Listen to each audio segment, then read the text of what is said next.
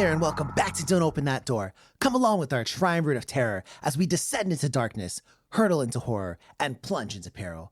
If you've ever been just like mad hungry, you're in the right place. I'm Justin, and PIs aren't supposed to take on personal cases. I'm Nico, and are black holes empty? Or, like, what happens when the stuff falls in? Well, I'm Dan, and I'm the emptiness machine. And we'd like to welcome you to the start of our October month Halloween-esque movie reviews. Every October, we try and hit you with a theme for the month. And Dan, what is our theme? What are we looking to review this month? Our theme this month, the month of October, the holy month for our podcast, is something very near and dear to our hearts. We are reviewing cosmic horror, which is a genre, as you all probably know, that we all really, really like. Indeed. And we're kicking things off with The Empty Man. So, this was directed by David Pryor, starring James Badge Dale as James, Marin Ireland as Nora, Sasha Furlova as Amanda, Samantha Logan as Devara, and Aaron Poole as Paul. So, we open in 1995 in the mountains of Bhutan, a place I've been many times. We've got a group of friends that are... We've got a group of friends that are having a good time hiking when one of them, Paul, hears a strange noise. Hey, don't put this on me, bro. He attempts to find it and falls into a hole that leads to a cave. One of his friends goes after him and finds Paul in an unresponsive state in front of a giant, kind of inhumane skeleton. A snowstorm starts to blow in, and Paul's friends take him to a cabin on the mountain. Unfortunately for them, something has possessed Paul, and he whispers an unearthly phrase, kind of like, to one of his friends. The following morning... Let me whisper in your... Oh, wait. That's what I thought. That's exactly what I thought.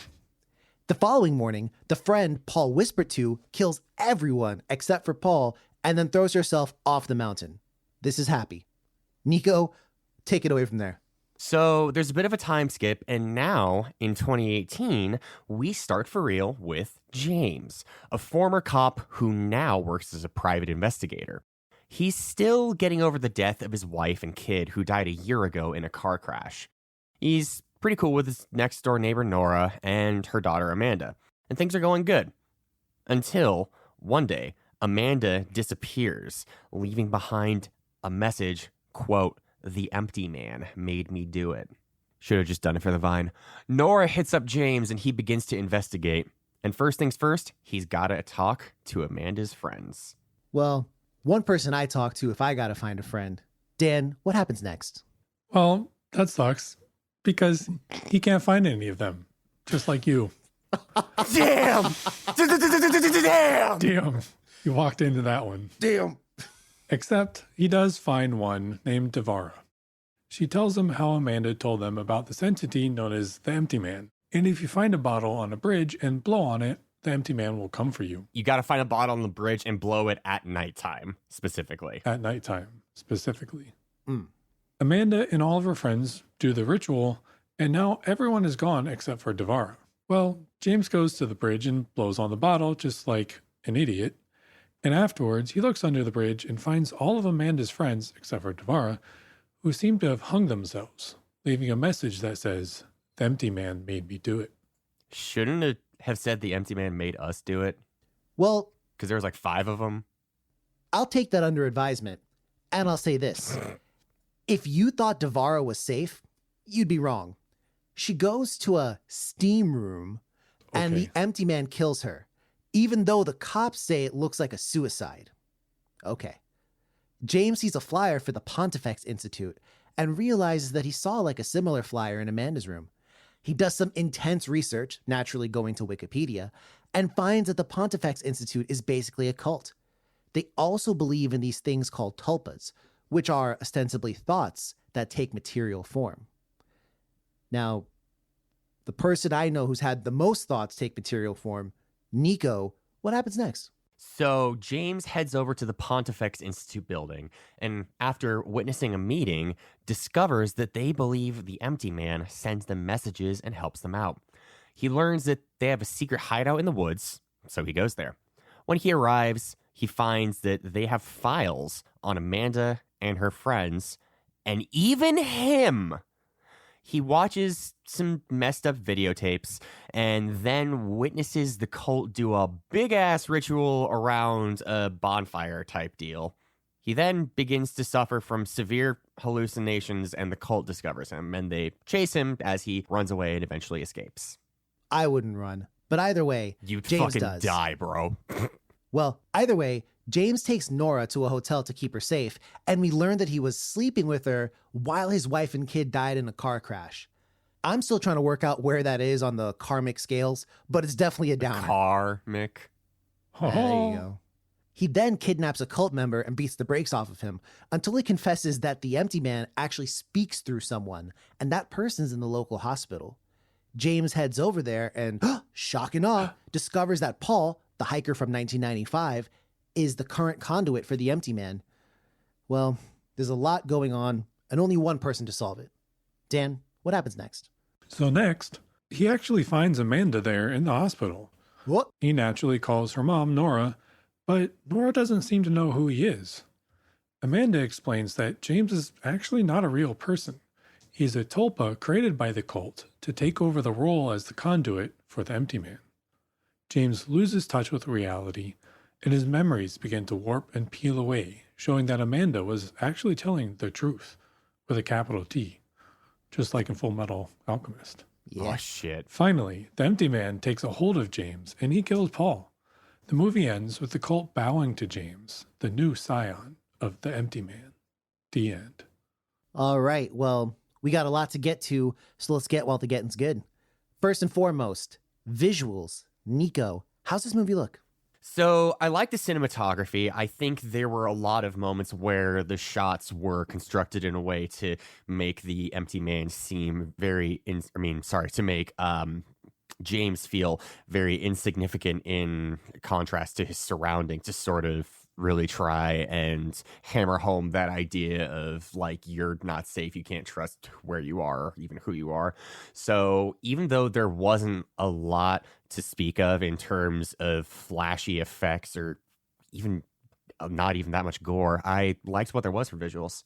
Indeed. This is probably one of my favorite movies in terms of wide shots and like landscape shots and everything like that. This was a great example of, and one springs to mind, the shot when they're on the mountains and they just like look out. That's an awesome shot. And then when it's nighttime and James is looking up at the sky, that's another amazing shot. And not that the close-ups were bad or anything, but I just loved the framing of those big, big scenes. Dan, what'd you think about the cinematography? I loved it. I thought it was great. And I want to shout out a certain scene. It was a transition scene. What I thought was really sick. The map? The map. Yeah. He discovers that they have a forest campsite thing, getaway, whatever. So he finds it on a map and he tosses the map on the chair of his car. And the camera like zooms in to that part of on the map and then starts to kind of like rotate. And as it rotates, it keeps zooming in. And then the forest on the map, which is just green, you know how maps show forest, start to turn into trees, and the border lines on the map start to turn into a road. And it's a seamless transition into the next scene of the camera following his car as he drives down one of those roads in the forest. I thought that was really, really sick. Agreed. Now, let's go ahead and hit the sound up. I will say that I also was a big fan of the sound. This had a lot of those kind of like blaring, like kind of sounds, and I was totally here for that. I also like the cult chants and what the conduit or scion of the empty man says. I'm a big fan of all of that. Nope. Exactly. I also just, for dialogue, I liked James's like one-liners. There's a part where the cult is like chasing him and he looks over, he's like, nope. And then he just goes the other direction. I also liked his little bit about like whenever he saw something that he thought was unreasonable or weird, he's like, nah, man, I can deal with this. I was born in San Francisco. Yeah, for true. I like the dialogue here. Nico, what'd you think about the sound? I liked it. There wasn't a whole lot else that y'all haven't said already. The only thing that I will say is just that the Foley was satisfying, and in particular the scene where James is sneaking up on, or not sneaking up, but like watching the cult dance around and chant around the campfire. I just thought that was particularly well shot with how they implemented the sound. Got you. Dan, anything you want to add to that?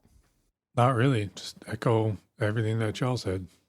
All right, well, let's open it up to the room then and start with this. How do we feel about this ending and James just not being a real person? So I thought it was kind of a cool twist, but I don't really understand it. I I guess I understand the concept, but one of those things where when I start actually thinking about it, it doesn't make sense to me.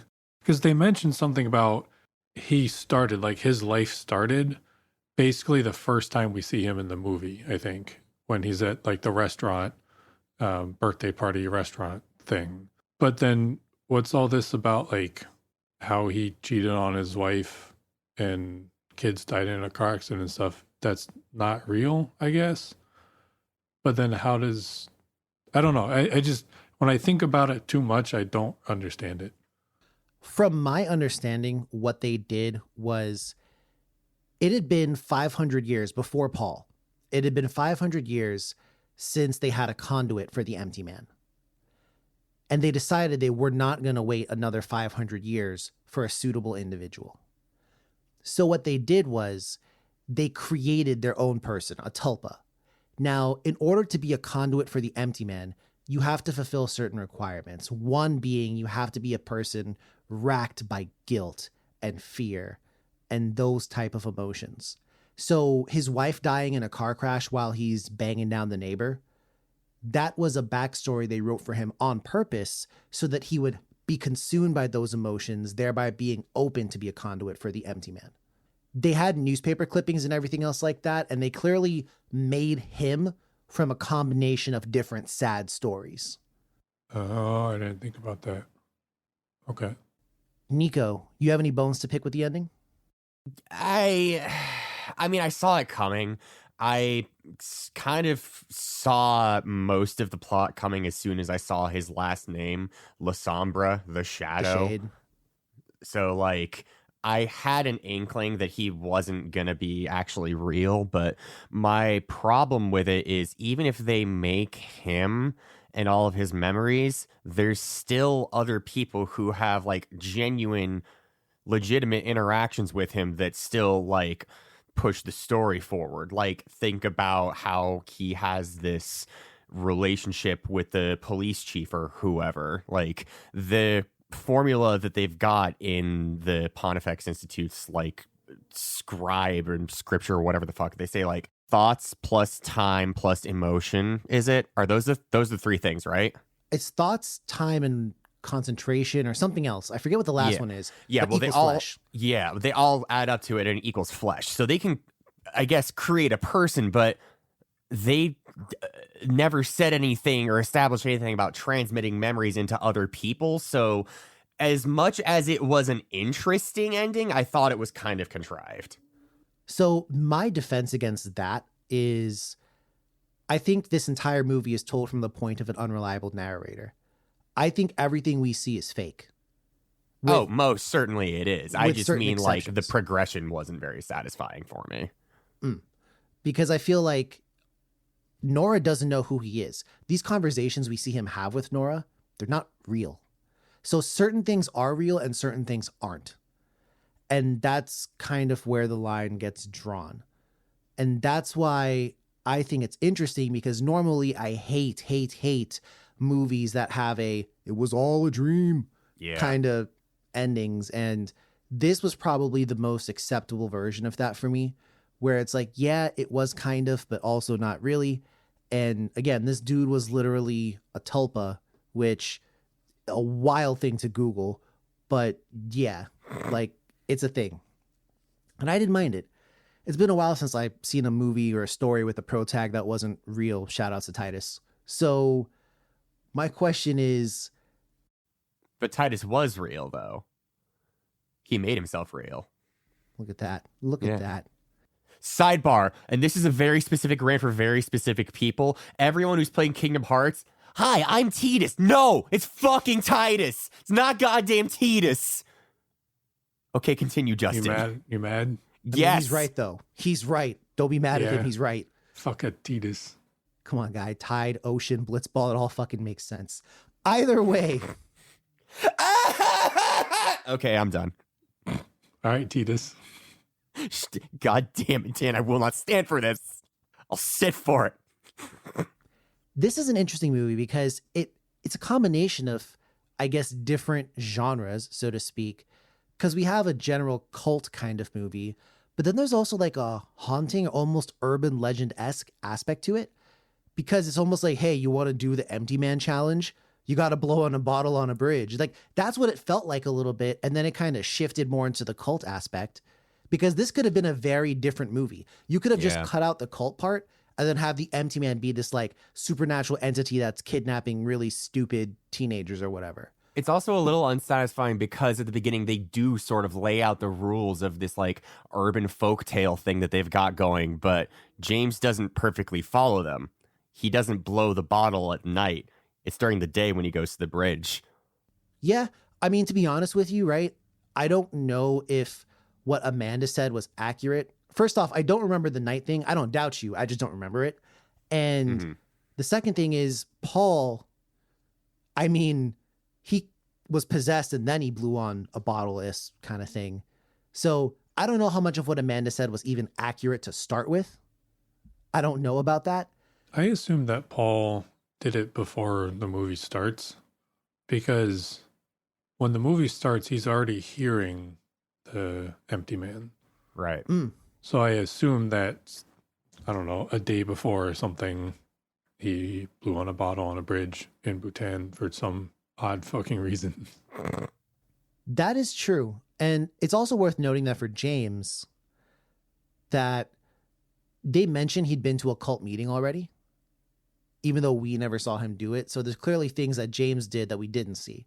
So who knows? Maybe he did blow on a bottle at night and we just didn't know or see. Or maybe he's special because he was the Tulpa. I don't know.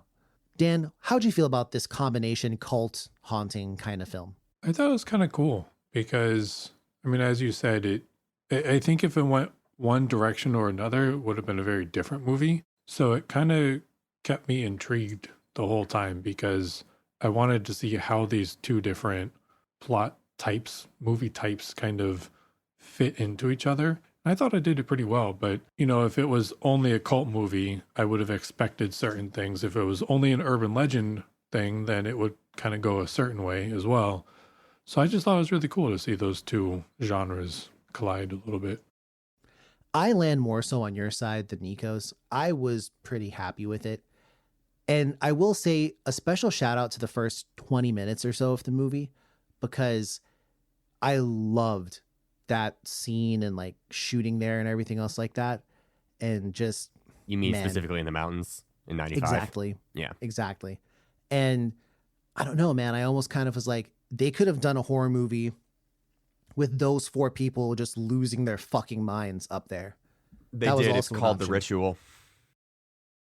I like this much more than I like The Ritual. Yeah. Now, I will say this. This is obviously Cosmic Horror Month. And in true DOTD fashion, we're going to fight about it. So Yup. how cosmic horror-y is this? And I will introduce the cosmic horror scale, starting with a 1, i.e. not cosmic horror at all, something maybe like Scream, and a 10, something extremely cosmic, something like Color Out of Space. So where does this go on a scale from 1 to 10? Please provide examples. I'm going to say it's like a 3.5 out of 10 on the cosmic. I could have been a hater and said a 1, but I'm not going to because there are like bits and pieces. But like we were just saying earlier, this feels so much more like just an overall cult film combined with like folktale horror type stuff than it is anything cosmic. Like the cosmic elements feel more like a ribbon feature of the other two, like additional little flares and touches that add on to something that is already, in my opinion, like very different. I get the like unreliable narrator thing being something that could possibly be points towards its camp, but as someone who loves that trope, like I fucking love an unreliable narrator. It's one of my favorite literary devices, if you will. I don't think that it earned its stripes for that one. Mm-hmm. So Nico's got it sitting squarely at 3.5. Dan, where are you at with it? I think I'm like a 4. I pretty much agree with Nico there. There's a couple bits and pieces here and there. He does kind of lose his mind a little bit, descend into madness, sort of, kind of. Lost touch of reality a little bit. He's a private investigator, so there's that. Yeah. He drinks sometimes, but I don't think there's a lot of strong cosmic horror. I can see influence occasionally, but I can definitely see the influence as well, yeah. So I'm going to take up my sword and shield here to defend this, though not too crazy, because for me, it's probably a 5.5. I think that, yes, there's cosmic horror there. I just don't think it's the main focus. Don't get me wrong. Like, there's tidbits here and there, like you guys have said. There's a television that's on at one point, and there's a movie, and they're talking about the god is coming. And then one of the cultists, the one he beats the brakes off of, he's like, he is endless, and he speaks to us, and he speaks to us through this. And it's like, okay, I can get down with that. I can kind of see that a little bit. So there is a cosmic element to it, and tentacles at the end and everything else like that. I can get behind it, but I wouldn't say this is on the level of many other things. So I'm going to rest it at a 5.5 personally. I also want to say really quick, since you mentioned it, that's another one of my favorite tropes. Whenever there is just like a passively on television showing something just random, it's usually almost always like a little hint for the audience about what's going on. And I think that they did that particularly well this time because, you know, with him being the empty man, he is their god. Yeah, ostensibly. Now, I want to ask you lot, what's your favorite scene in this movie? I actually already said it. I thought that map transition was fucking cool. And I know that's kind of like, in the grand scheme of the movie and the plot, it's like a very tiny portion, but I thought it was pretty cool. Nico, hit me with it. I want to echo that because it is easily the most cinematographically beautiful thing that happens in the movie. But my other favorite scene is actually not even favorite, just the one that stands out the most because I low-key kind of hate when directors do this. So sorry, but I'm giving an opposite answer, Justin, like I've done many times on the podcast before. Bro, why, when we got in the sauna, do we have to see like a naked high schooler? Like, why is that a thing? Can we just not, or at least make them college age? It always feels so uncomfortable whenever that shit happens, man. That was my question, because I looked up, obviously, how old the person portraying Devara, or whatever her name was, and she's like 26. I mean, yeah, which happens all the she's time. clearly not going to be under 18. No. I mean that because I often use that as like a gauge of like, are they trying to show me a college student or a high school student? You could just use the movie as a gauge. I guess you're right. I guess they were high school. And Nico, this is the classic kind of like Carrie syndrome, where it's just kind of like, because I thought that was also weird, right? Like I always thought that was really weird when, and hold me on this here, when James is, you know, smashing down his next door neighbor, there's pretty limited nudity. There's like lingerie level, but you don't get further than that. And then in this random steam room scene, like butt ass naked, you see her just like in her birthday suit walking into the room, and then just like titties out. Yeah. So that's frustrating. But my actual favorite scene, I think, is probably one of the earlier ones when they were just detailing the lore behind everything that happens with the like summonings of the empty man. Like I always find shit like that interesting. Indeed. My favorite scene was definitely the cult scene around the fireplace. Not fireplace, fuck me. The big ass fire. And the flames stretched into the sky, and then his reality kind of began to warp and the stars became muddled. And I thought that was really awesome. Yeah, so clearly my favorite scene there. But it's time to get down to business, for real this time. What would you do? First and foremost, I'm going to ask you, and this might just be a little bit of a cop-out, I don't know, but if you could ask, I guess, an eldritch entity the answer to any one question and they would have to give you the right answer. What would you ask? That's a really good question, actually, and I'm surprised that we haven't done this yet.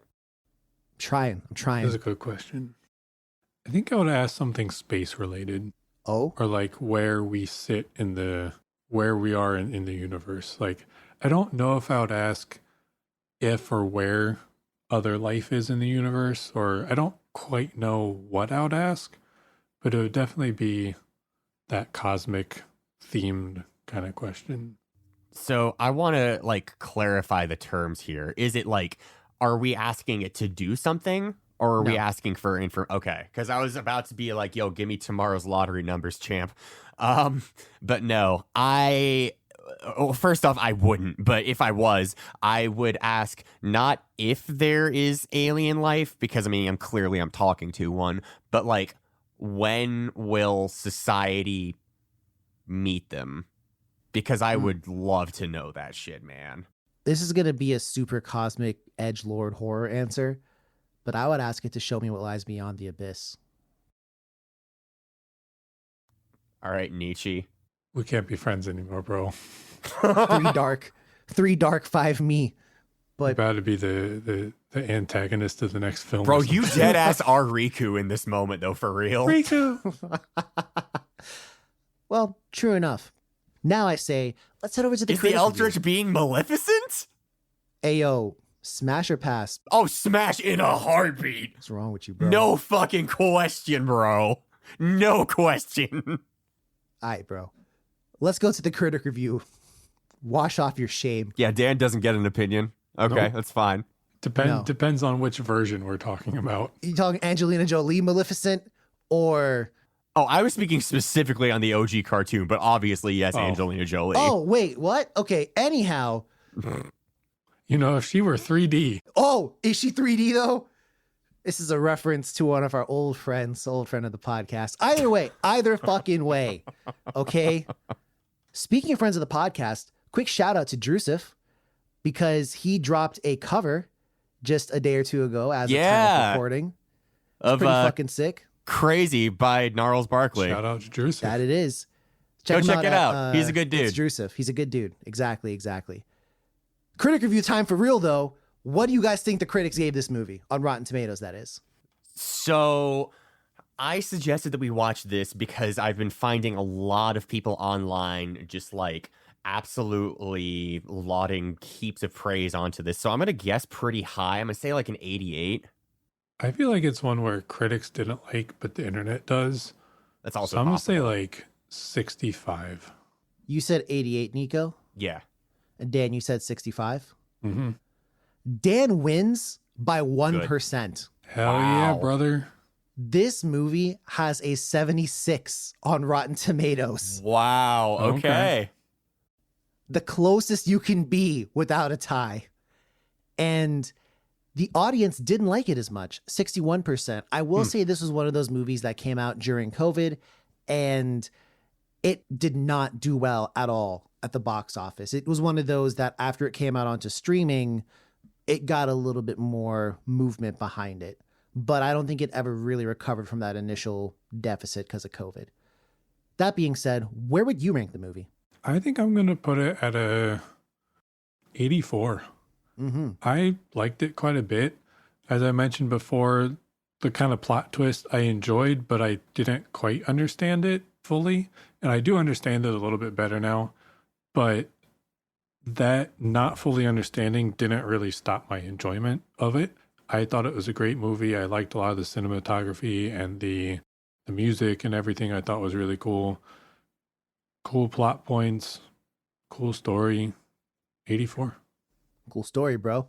Nico, you got something for me? So I really, really wanted to like this movie. This has been on my radar for a really long time. And at this point in the podcast, we've been doing this for almost like 5 years. And I know there's a lot of movies out there, but we've seen a good fucking chunk of them.